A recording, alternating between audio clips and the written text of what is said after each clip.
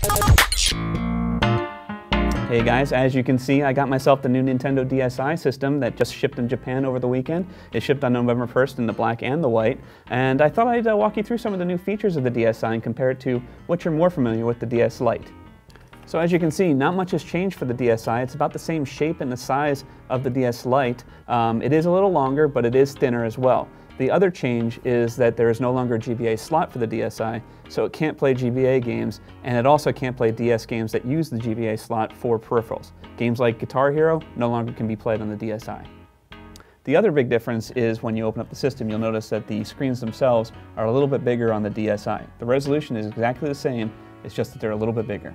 Other slight differences include a power button inside the system, as well as the volume control is no longer handled by slider, it is now buttons. There are two big additions to the DSi system. First of all, it's got an SD card slot, so if you have photos or music, you can pull them into the DS and play them there. And it also has two cameras, one on the inside to take a picture of yourself, and one on the outside to take pictures of your friends. So with the cameras, Nintendo's giving you a lot to play around with. It's mostly for fun, but you can take some real pictures if you wanted to. The camera resolution isn't much more than what you'd get on a cell phone, but it looks pretty good on the DS system. The software is really cool though, where you can manipulate the live feed so you can stretch your friends' faces. You can also add mustaches automatically with the face tracking.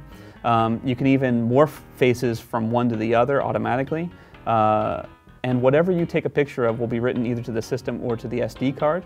And whatever photo you take can be moved from one DSi system to another locally and wirelessly. The DSi also has the ability to play music. It does not play MP3 files. It plays AAC formatted songs, but once you get them on the SD card and into your system, you can do all sorts of fun things with it. You can change the way the equalizer looks on the top screen.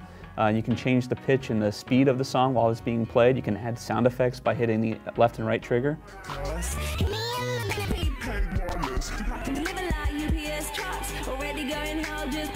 Just lots of fun things to do. It's not really an iPod, but it does some really cool things.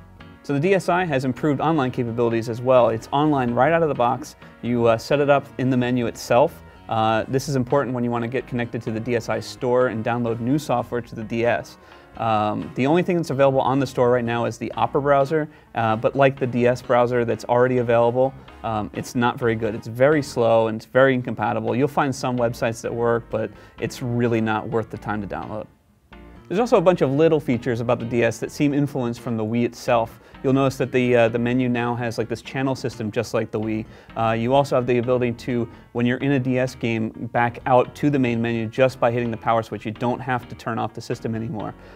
You can also hot swap out games while you're on the menu system. You just pop out a game, it disappears from the menu, you put the cartridge back into the system, and it pops back up right away. It's really cool. And just like the Wii, the system is updatable through firmware, so whenever Nintendo updates any of the programs that are already in the system, you just download it off the internet and install them on the DS right from the get-go. So the Nintendo DSi just hit Japan over the weekend. Nintendo of America has said they have every intention of releasing this system, but not until well after Christmas. So does that mean you import the Japanese one? I'm gonna have to say hold off because there's a lot of language barrier issues with the system. All the menus are in Japanese, and even though you can play any DS game on the system, Japanese or US, you can only access the DSi store in Japan on the Japanese system, so you're limited into what you can download. Now it's a really, really cool system with the camera and the music player, but I'm gonna have to say hold off until the US version hits the shelves.